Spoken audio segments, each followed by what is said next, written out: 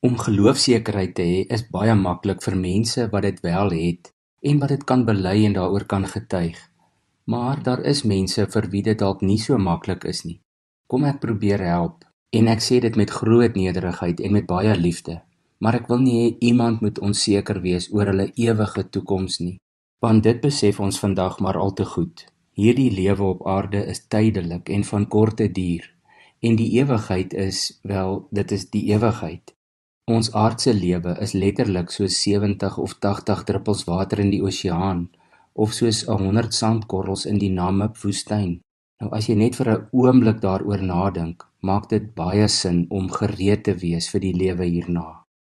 In 1 Korintiërs 15 vers 19 skryf Paulus oor die ewige lewe by God, en daar skryf hy: As ons net vir hierdie lewe ons hoop op Christus vestig, is ons die bejammeringswaardigste van alle mense.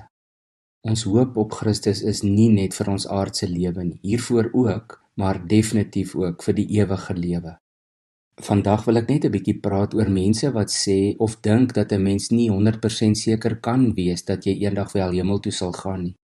Ek het begrip daarvoor, want goedbedoelende mense het deur die eeue, natuurlik in stryd met die evangelie van Jesus Christus, dit laat klink of dit vir ons byna onmoontlik is om eendag by Jesus te kan wees. Dit is gewoonlik ook sulke mense wat teer op bangmaak gedagtes en selfs teksverse, meestal buite konteks en veral uit die Ou Testament.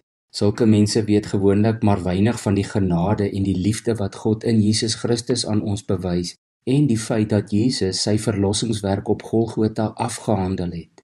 Dit is finaal betaal, dit is voltooi. En om dit verder te bevestig, het Jesus opgestaan uit die dood. Die graf is leeg.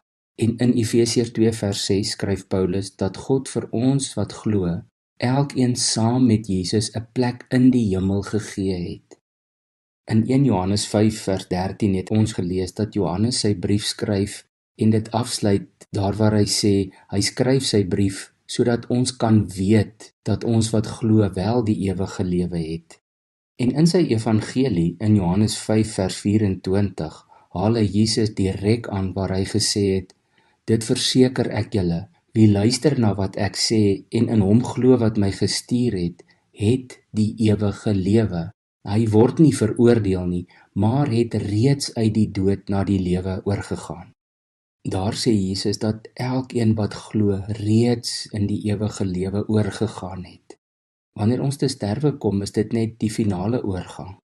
So iemand wat stilweg dink of selfs rondvertel dat 'n mens nie seker kan wees dat jy sal hemel toe gaan nie, het of hulle ore vir leenaars uitgeleen en praat nou agter hulle aan, of hulle het nog nie hulle self oorgegee aan Jesus Christus nie.